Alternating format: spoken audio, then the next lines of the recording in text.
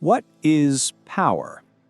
For centuries, it was land, armies, and empires of old. But in the modern age, a new kind of empire emerged.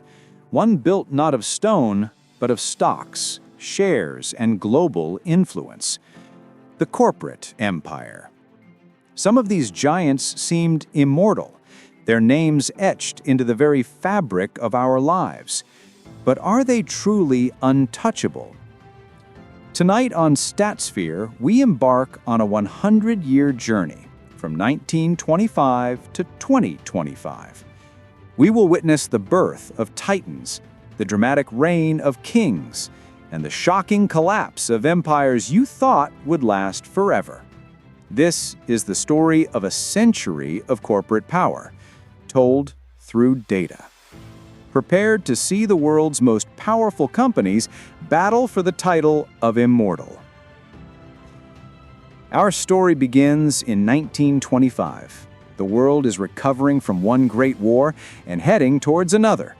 The kings of the corporate world are forged in steel, oil, and rails. At the top, we see giants like U.S. Steel, a behemoth that literally built the modern city.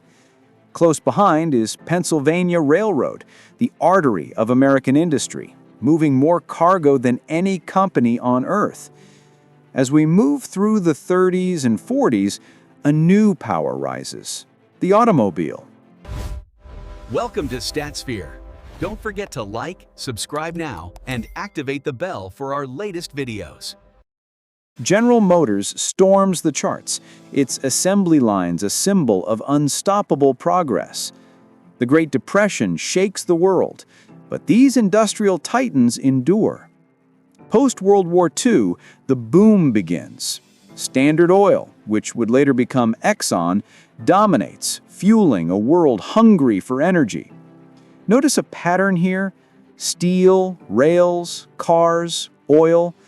The power players of this era are tangible, heavy, and built from the ground up. They seemed, for a time, truly invincible. In 1960, the list of top companies is a graveyard of names many of you have never heard of, yet they once ruled the world.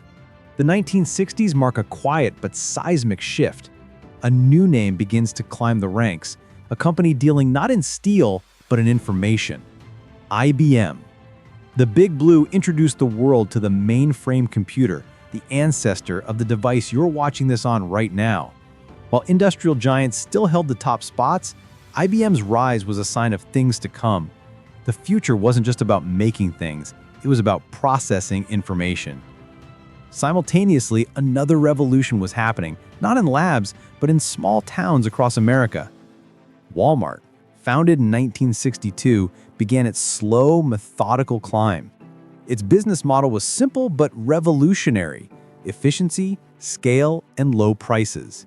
As we race through the 70s and 80s, the energy crisis causes a massive surge for oil companies like Exxon and Shell, who dominate the top of the charts. But look closely at the bottom of the list. New names are starting to appear, small, almost insignificant dots of data that represent the seeds of the next empire. The 1990s, the internet arrives and the world is never the same. A feeding frenzy begins. This is the dot-com bubble. Companies with .com in their name appear and disappear from our list like shooting stars. But amidst the chaos, a few key players build real, lasting power. Microsoft, under Bill Gates, achieves near total domination of the personal computer with its Windows operating system. It rockets to the #1 spot, becoming the undisputed king of the corporate world by the late 90s. It was the first true tech immortal. Then, the bubble bursts in 2000. The charts are a bloodbath. Tech companies evaporate overnight. But Microsoft survives. And another company, one that started by selling books from a garage, begins its relentless climb: Amazon. The 2000s are defined by this new guard. While old-world giants like General Electric and ExxonMobil still cling to power, the momentum has shifted. A company known for its sleek design and a visionary leader in a black turtleneck, Apple, which was nearly bankrupt in the 90s, begins one of the most astounding comebacks in corporate history with the iPod, and then the iPhone in 2007. The game has changed forever. Welcome to the modern era. The last 15 years have been a complete reordering of corporate power. The new oil is not crude, it is data. Apple becomes the first company to be valued at $1, then $2, then $3 trillion. Its ecosystem of hardware and software creates a fortress of loyalty. Microsoft reinvents itself under a new CEO, focusing on cloud computing with Azure, and reclaims its spot at the very top.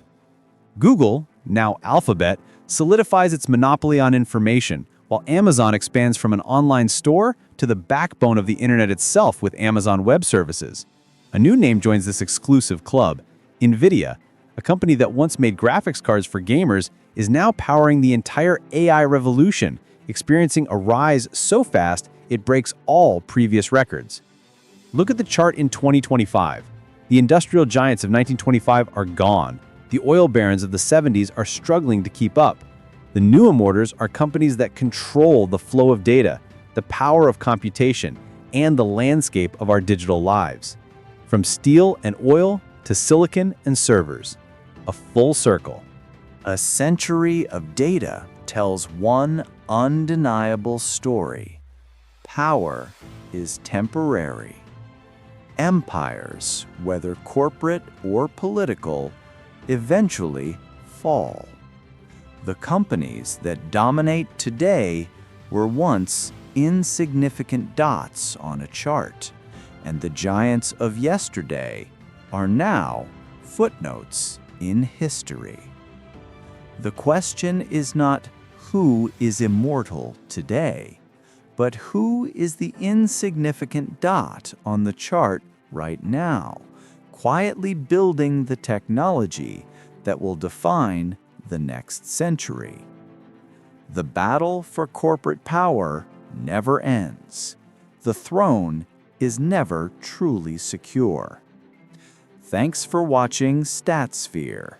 If you want to see more stories told through data, subscribe and let us know in the comments which timeline you want to see visualized next.